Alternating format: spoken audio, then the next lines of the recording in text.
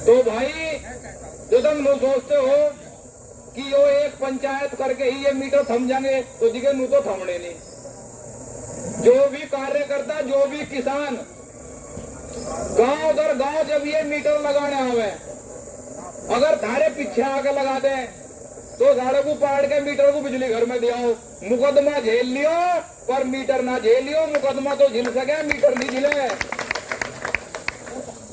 मुकदमा झिल जाएगा तो उसकी तो बात अधिकारी तो हो जाएगी। जो तुमने अगर 2-4 महीने वो मीटर झेल लिया ना, फिर तुम उसे खूब ठाए फिरियो, उसकी कोई सुनवाई नहीं होनी।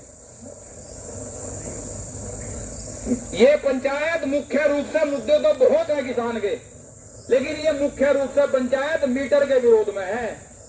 और ये पंचायत यही नहीं रुकेगी। आज इस पंचायत के आखिरी में आदरणीय ठाकुर पूरन सिंह जी एक बड़ी महापंचायत का ऐलान भी करेंगे, जो मेरठ क्षेत्र में आसपास होगी।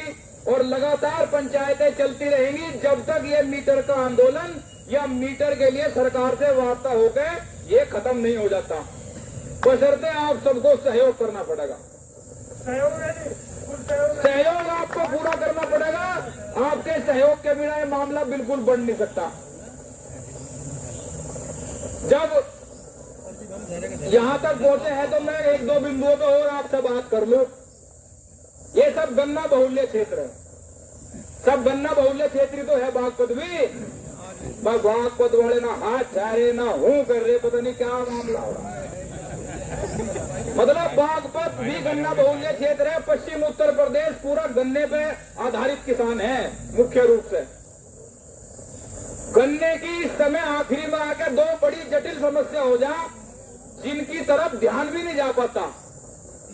किसान का तो खूब जाए, लेकिन अधिकारी क्या समझे कि गन्ने पर आंदोलन हो रहा तो भुगतान पे हो रहा होगा, लेकिन भुगतान से अलग भी समस्या गन्ने विभाग में बहुत है। यहां सब इससे पीड़ित होंगे। लगभग 6 महीने मिल चलता है। 6 महीने शुगर मिल चलेगा। आपकी 60 पर्ची है मान लो, तो आपको 60 में से 30 पर्ची तो दी जाएंगी 5 महीने में, और आपको 30 पर्ची दी जाएंगी 15 दिन में। एक का किसान की 8-8, 10-10 पर्ची एक दिन में आवे। उसी टाइम पे गेहूं की कटाई आ जा। सबके एकल परिवार है, किसी के घर में 1 करने वाला, किसी के घर में 2 करने वाला। सबका काम जो छुलाई का है वो 90% किसानों का मजदूर कर रहे। 40 रुपए क्विंटल मजदूर को करेंगे जब शुरुआत में फसल चलेगी छुलाई के लिए। और जब ये 8-8, 10-10 पर्ची आवे, 10 पर्ची का मतलब है जो सेंटर की पर्ची है 20 कुंटल की, 200 कुंटल गन्ना एक दिन में। वहां तो मजदूर नहीं मिल रहा, 200 कुंटल की पर्ची आ गई। पर्ची नहीं गिरोगे तो बॉन्ड खराब हो जाएगा। अपने आप ही ऐसी मानसिकता बैठा रखी किसान के दिमाग में, वो 80-80 रुपए कुंटल का मजदूर करके उन्हें पर्चियों को छुलवा के गिरे, और जब भी 5-4 पर्ची उसकी रह जा, और फिर अगली साल पता लगा उनका पिछले साल 60 पर्ची थी, अब तो 50 रहेगी। फिर उन्हें कैलेंडरों को उठाए फिर जाऊंगा सचिव से। सचिव क्या कहेगा, भाई यहाँ कुछ नहीं होता तो लखनऊ तो हो पर्ची तो वही भैंस पानी में। अगले साल फिर वही काम होना, फिर रह जाएंगी 40। अगले साल फिर वही होना, फिर आंदोलन करो, इनका लड़ो भिड़ो। जब ये धारा धनमंत्र फिर बढ़ावे, तो गन्ने भुगतान से अलग भी समस्या है या नहीं है सबके साथियों? एक तो ये समस्या कर रखी कि सबसे सारी पर्ची ठाकर आखिरी में पकड़ा देंगे। एक किसान की 20-20 पर्ची भी दे दें साढ़े, मतलब 400 कुंटल गन्ना कौन तो छोड़ लेगा, कौन उसे घेर देगा। और एक दिन में 400 कुंटल तो सारे गांव पे नहीं छूलता मिल के, ये एक किसान की दे दें। एक दूसरी चीज इसमें ये पर्चियों से संबंधित है वो भी मामला, मतलब किसान की पर्ची का जो कैलेंडर तैयार करे ये विभाग, इसमें लगावे कितनी है, 1 बीघे पे लगभग 2 पर्ची। जिसकी सही लगेंगी उसकी है 2, तो अन्य तो पता लगा जमीन है 20 बीघे, पर्ची आ रही 15 ही, ऐसे भी बहुत है। लेकिन इनका जो बढ़िया जिसका कैलेंडर होगा उसमें लगाओगे ये 1 बीघे में 2 पर्ची। 2 पर्ची का मतलब है 40 कुंटल, और निकल रहा हमारा 80 कुंटल। 40 को कहां लेके जाऊं भाई?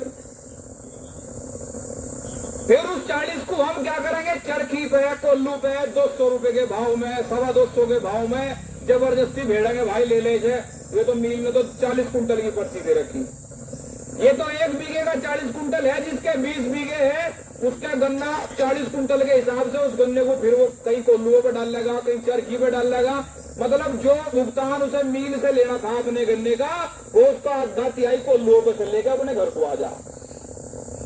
गन्ने विभाग का भी ये मुद्दा है। गन्ने विभाग के भी अधिकारी अगर यहाँ आवे या हो तो ये पर्चियों वाला मुद्दा भी किसान का लखनऊ तक पहुंचावे, क्योंकि अभी समय है।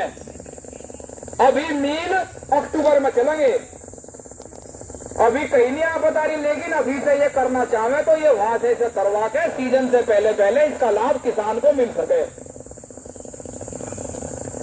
और सबसे बड़ी बात, ये जो ट्यूबवेलों के मीटर हैं भाई, देखिए नुई ना सोचियो बस यो पंचायत हो रही है, इसे करके अपने घर को चलना।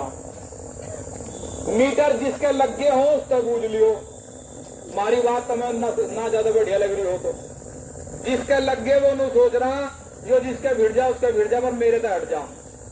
लेकिन अगर आपके पड़ोसी का मीटर लग रहा है तो आपकी जिम्मेदारी है उसके साथ खड़े होकर उस मीटर को बिजली घर में पहुंचाने की। क्योंकि अगर आप उसके साथ आज खड़े नहीं होने के तो जो कल को मीटर 2.5 बदलेगा तो भाई वो तो ससुराल चला जाएगा, वो नहीं मिलेगा हमें। एक दूसरे का साथ देना पड़ेगा, ये मुट्ठी बंद है। अब आप एक बात देखियो, या कोई भी अधिकारी आवे, अगर ठीक से अधिकारी आ गया ना तो बाकी जो और अधिकारी हैं उनसे, उनके साथ के या उनके निचले स्तर के, वो सब उनके पीछे आओगे नहीं आओगे। तो आप भी एक दूसरे के साथ चलना, काम थारा नहीं है कोई बात नहीं, अरे 1 घंटा दूसरे के नाम का भी काट लो, 2 घंटे दूसरे के नाम के भी काट लो। लोग तो आपस में एक दूसरे के लिए जेल भी काट रहे। तुम 2 घंटे काट लोगे अगर किसी की मदद के लिए, तो कल को वो थारे लिए 4 घंटे निकाल लेगा। जब तक हम एक दूसरे की मदद के लिए खड़े नहीं होंगे, और यही हाल है, एक दूसरे की टांग खींचने में ही ये सरकारी विभाग सब मजा ले रहे। इसका बहुत बड़ा उदाहरण दूंगा मैं आपको भी। मेरे पड़ोसी का नाम होगा रामपाल, उनने डोरी घेर रखी बिजली की, ठीक जी। बिजली घर है मेरे गांव से 8 किलोमीटर दूर, यही मेरे से 8 किलोमीटर दूर बैठा हमारे गांव से। उसे कुछ नहीं पता किसने डोरी घेर रखी, किसने सही घेर रखी या किसने गलत घेर रखी। पर वो जो पड़ोसी है ना, वो सहज में भीतर भुजवाड़े कोठे में जाके जेई को फोन मिला होगा, वो जेई साहब रामपाल ने तो डोरी घेर रखी, तो मैं पता ही नहीं। और बस जेई लेके पूरा काम जाम, और बस उसका वीडियो बना और उसकी बेइज्जती कर, और उसे यहाँ खेच और वहाँ खेच, और उसका फर्रा बना लेगा 20-30 हजार रुपए का, 40 हजार रुपए। जेई की गलती है इसमें कुछ नहीं, जेई की कोई गलती नहीं मेरे भाई, वो तो पड़ोसी की गलती है जो दूसरे की बिजली पकड़वा रहा, और फिर इंतजार वो भी करे, क्योंकि फिर कल को रामपाल ही पकड़वाएगा। तो एक दूसरे की चुगली अधिकारियों तक करनी बंद कर दो। ये अधिकारी धारे जीवन में नहीं हो सकते, धारा किसान, धारा पड़ोसी ही धारा हो सके, नहीं ये कभी नहीं होता है। जिन गांव में चकबंदी चल रही, मुझे नहीं पता बागपत में चल रही है नहीं चल रही, जिन गांव में चकबंदी चल रही है, एक के गांव से 4-4, 5-5 करोड़ रुपए चकबंदी वालों को दे दिए। लोग अपने डांगर बेच के, अपनी बुग्गी बेच के, ट्रैक्टर बेच के चकबंदी वालों को पैसे दे रहे, सिर्फ किस लिए? उनका इसका पीछे लगा दे और मेरा आगे लगा दे। सब अपनी सेटिंग में लग रहे, बस सेटिंग में न लगो। जब कोई काम होगा तो ऐसा लेके चलो कि उसका लाभ सबको मिले। बिजली के मीटर अगर रोक लगी तो ये बहुत बड़ी सफलता किसान को होगी, आपके बालकों की जान बच जाएगी। नहीं तो उनका तो घर का बिल और फिर 50-60 हजार हो जाएगा ये 12 का बिल। और भाई पता नहीं इनका मूड की बात है, अब तो ये आधी कर ले, कल को ये कहने लगे भाई पूरा नहीं पट रहा, पूरा ही बिल देना पड़ेगा। क्या कर लोगे तुम, देना पड़ेगा।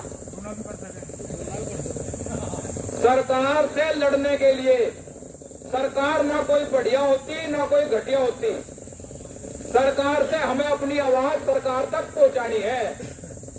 सरकार बढ़ा के भेज रखी, यही यही वोट मांग मांग के यही धक्के खा के थारे हमारे बीच में जाकर सदन घेर रखे इन्होंने। अगर अपनी आवाज वहां तक नहीं पहुंचाओगे तो 5 साल पूरे हो जाएंगे और फिर ये नु कहेंगे हमें तो तुमने बताया नहीं था कुछ नहीं, हम तो धरती पार देते। तो ये जब विधायक और सांसद जब गांव में आवे ना, बागपत का तो पुराना रिकॉर्ड है मेरे भाई, तुमने तो अच्छों की बुद्धि ठीक कर रखी। जब ये विधायक और सांसद गांव में आकर तो इनके लिए पिंड खजूर और सेब न काट के लगाया करो। पहले उन्होंने कह करो बिजली वाले को बोलता क्यों नहीं, तुम्हारा नाश होने लग रहा हमारा। अब तुम क्या करो, सबसे पहले तो 3 मेज लगा के तो नाश्ता लगा दो। अब बताओ उससे फिर जिसके घर वो आ रहा, अगर वहां किसी ने विधायक तय बूझ ली तो मैं मान लो विधायक तो अपने घर जाएगा और उसमें रंजिश शुरू, जो मेरे घर ही दिखाऊंगा विधायक को, जो अपने यहाँ बुला लिया वहां पे फोड़ ले तो ऐसी जगह तो बुलाओ ही ना जिसे बुरा लगता हो, सार्वजनिक जगह बुलाओ और अपनी बातों को घेर कर कहो वो भाई वोट दे रखी वहां कह कर हमारे बारे में, नहीं तो अगली बार यहाँ वोट मांगना चाहिए। अब मेरी समझ में तो इतना है, सारे पल्ले कुछ पड़ा हो ना पड़ा हो, मेरा गला हो जाए ठीक, भाई इतना है। आगे भी वक्ता सब बोल लेंगे, और भी किसी के मन में कोई बात हो वो भी अपना नाम संचालन महोदय को बता दे, अपनी बात रखो दमदारी से। कलेक्ट्रेट में बैठे यहाँ डीएम जिले का मुख्यमंत्री हो तो मैं बता दूं, मैं डीएम के हाथ में सारा धंधा हो, सारा मुख्यमंत्री था यहीं से बात करवा देंगे, इतनी पावर हो इन पे।